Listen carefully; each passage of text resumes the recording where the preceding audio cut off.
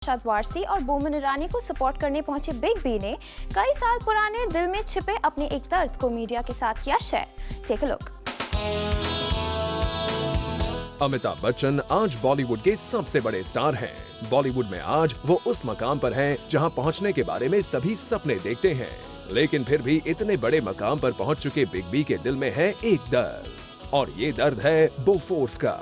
एक बार कई साल पहले देश में नहीं विदेश में अवसर मिला था जब बोफोर्स का इल्ज़ाम लगाया गया था मुझ पर और मेरे परिवार पर। उस समय लंदन के रॉयल कोर्ट्स में हमने मुकदमा लड़ा था और उसमें विजय प्राप्त की। वो शायद पहला अवसर था जब मैं एक कटघरे के अंदर गया, और क्योंकि उस समय सच्चाई के अलावा हमारे पास और कोई यंत्र था नहीं, इसलिए सच्चाई बोली और उसके बाद विजय प्राप्त की। जी हाँ, सुभाष कपूर की फिल्म जॉली एलएलबी के फर्स्ट लुक लॉन्च पर पहुंचे बिग बी से जब कोर्ट कचहरी से उनके वास्ते के बारे में पूछा गया तो सालों से उनके दिल में दफन एक राज सबके सामने आ गया। एक बार कई साल पहले देश में नहीं विदेश में अवसर मिला था जब बोफोर्स का इल्ज़ाम लगाया गया था मुझ पर और मेरे परिवार पर। उस समय लंदन के रॉयल कोर्ट्स में हमने मुकदमा लड़ा था और उसमें विजय प्राप्त की।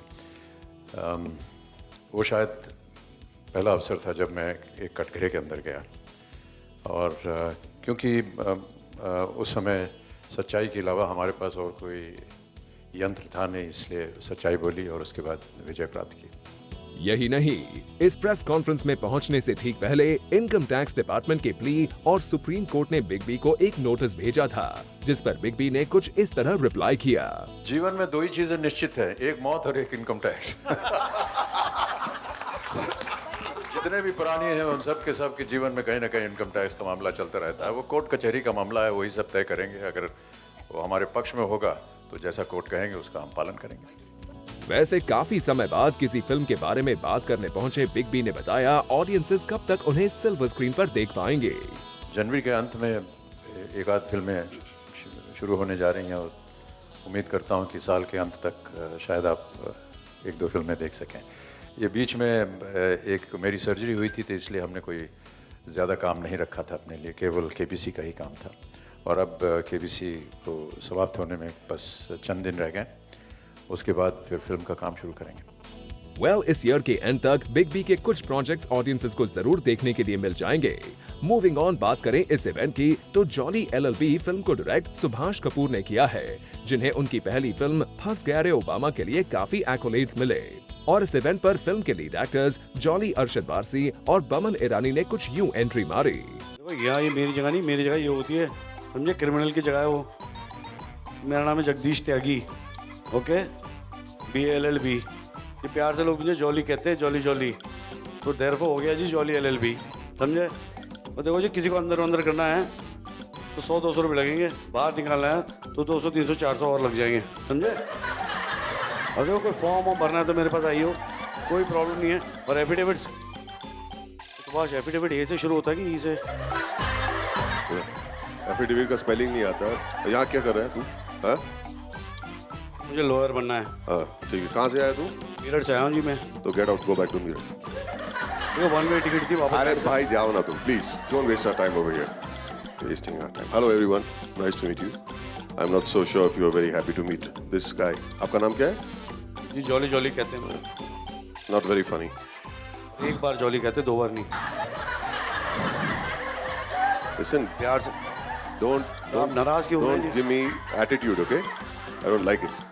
अरशद और पवन की इस नोक-झोंक को देखकर मुन्ना भाई MBBS के सर्किट और डॉक्टर अस्थाना की याद आ जाती है।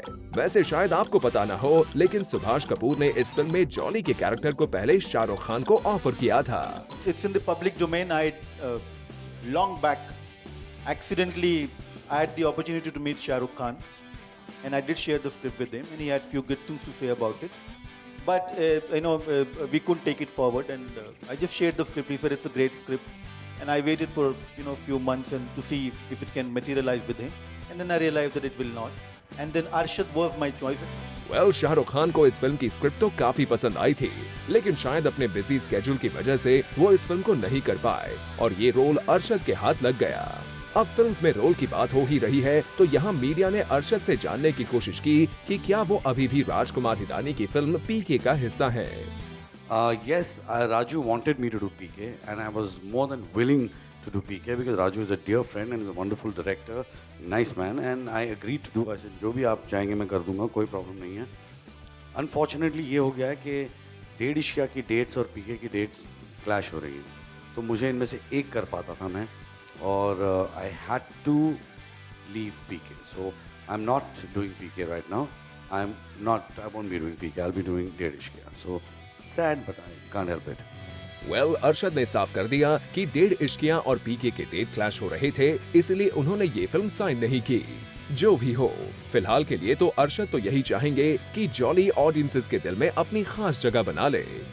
For Salma Khan, zoom, Mumbai.